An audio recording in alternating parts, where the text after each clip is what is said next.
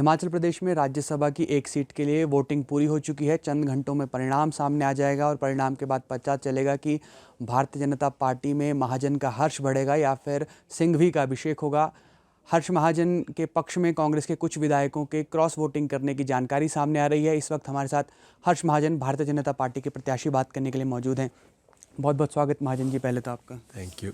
जो आप दावा कर रहे थे कि कुछ लोग अंतरात्मा की आवाज़ सुनकर आपको वोट देंगे, आपको लग रहा है कि जो आपने बात कही थी, जो आग्रह उनसे किया था, वो कांग्रेस के विधायकों ने मान लिया है अब? देखो, अभी तक तो मैं इनकी खुलावट और इनके बयानों से ऐसा लग रहा है पता कि कुछ क्रॉस वोटिंग हुई है जी। इनके एजेंट से लग रहा है पता कि क्रॉस वोटिंग हुई है।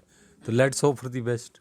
क्या होता है आगे तो 5 बजे लगे पता। जी, मुख्यमंत्री कह रहे थे कि भारतीय जनता पार्टी की कोई अंतरात्मा नहीं, अंतरात्मा सिर्फ धन बल है भारतीय जनता पार्टी का। नहीं, ऐसा हिमाचल में ना हुआ है, ना कहीं और हुआ है। ये भारतीय जनता पार्टी की कार्यशैली देख के ही लोग आते हैं। अब कांग्रेस तो बिखर चुकी है देश में, और अब वहाँ वही लोग रह गए हैं जो क्रेडिबिलिटी वाले लोग नहीं हैं, है ना, जो जिस और पार्टी में आने के लिए फिट नहीं है।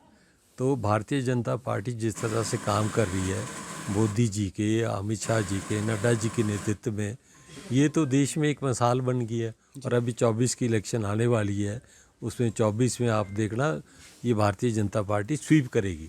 और जो थोड़े बहुत जो कांग्रेस के इधर उधर रह गए हैं उनमें अगर क्रेडिबिलिटी होंगे तो वो दरवाज़ा खटकर आएंगे भारतीय जनता पार्टी का, कि ऐसे, क्योंकि एक ऐसी मंशा होती है कि मैं उस पार्टी में जाऊं जो इस वक्त रूलिंग में अच्छी तरह काम करती हो। तो भारतीय जनता पार्टी का मुकाबला तो हो ही नहीं सकता। तो 2024 में जो लोकसभा इलेक्शन है उसके बाद तो मेरे ख्याल कांग्रेस मुक्त भारत हो जाएगा। लोकसभा चुनाव से पहले आपको लग रहा है, क्योंकि अगर क्रॉस वोटिंग वाली जो चर्चाएं चल रही है, अगर ये सही साबित होती है तो फिर ये कांग्रेस सरकार के लिए नेतृत्व पर भी एक बड़ा सवाल खड़ा हो जाएगा? बिल्कुल, इनके आपस में ही बड़े झगड़े हैं कांग्रेस के, और बड़े कैंप बन गए हुए हैं, बड़े गुट बन गए हुए हैं।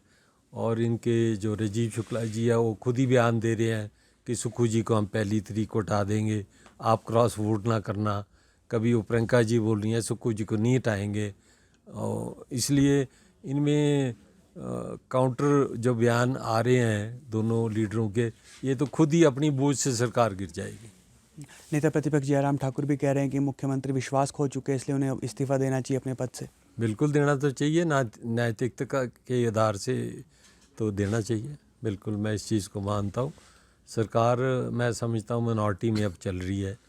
कुछ मेरी ये राज्यसभा की इलेक्शन की वजह से, कुछ इस राज्यसभा की इलेक्शन को देख के कुछ और जो फेंस पे बैठे हुए थे वो भी जंप कर गए। आप जीत के लिए आश्वस्त हैं सर, या फिर अभी 5 बजे तक का इंतजार? ये रिजल्ट आएगा तभी पता लगेगा।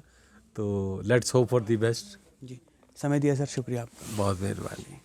भाजपा प्रत्याशी हर्ष महाजन हमारे साथ थे, और देखना होगा, चंद घंटों में पता चल जाएगा कि क्या सिंघवी का अभिषेक राज्यसभा की सीट से होता है या फिर एक बार फिर भारतीय जनता पार्टी का हर्ष बढ़ता है, जिसकी उम्मीद में भाजपा ने हर्ष महाजन को राज्यसभा के चुनावी रण में उतारा है। तो फिलहाल के लिए इतना ही। आप जुड़े रहिए ABP लाइव के साथ।